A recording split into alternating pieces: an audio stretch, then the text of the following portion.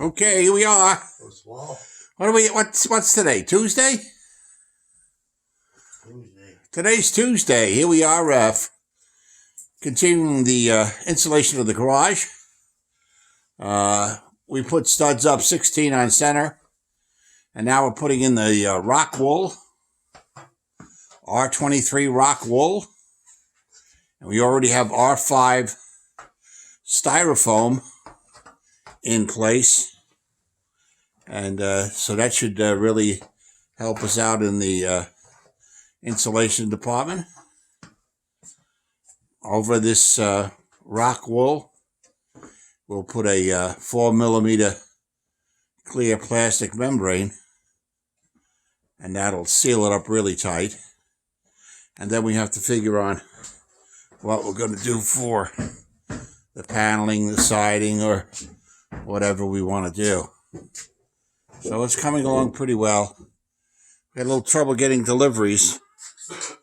So Monroe County, they shut us down on Monroe County. So we had a delivery on order.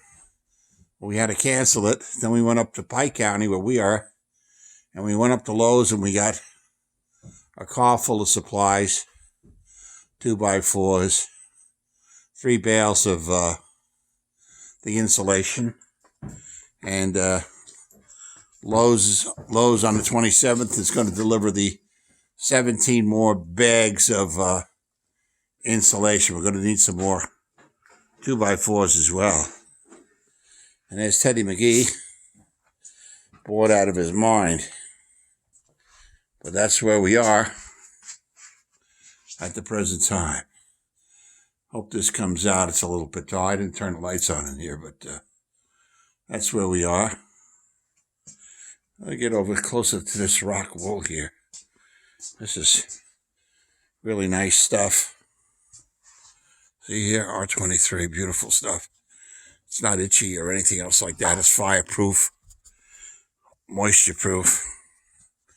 So it goes right in there really nice. All right, catch you later. Well, continuing. So we took the 2x4s and we made those flush with the columns. And so, like I was saying, there's an 1.5 inch gap between the styrofoam and the 2x4s. Those were, we cut rock wool to fill in that gap, and then we put in the 16 wide rock wool. So the rock wool is R23, the styrofoam is R5 for an R28 insulation factor. So that should be more than enough for these walls. And then on top of that, we put the vapor barrier, a 4mm vapor barrier. And of course, on top of that will be whatever we decide, probably a finished plywood up to the 4-foot level, and then maybe something a little fancier going up to the ceiling. And so let's go over here. Of course, we have our outlet for the sink, and there's your rock wool going up to that first, well, the joists up there. We have to put it in the ceiling, of course. We'll probably use tin, like on the outside of the building, and then we'll stuff that with R38 insulation.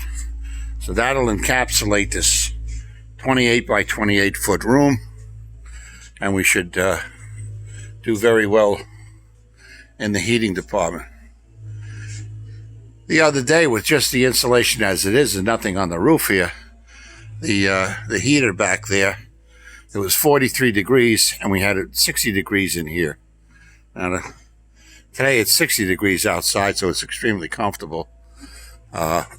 So I think once we encapsulate everything, that heater will be fine for even some of the coldest days in the winter.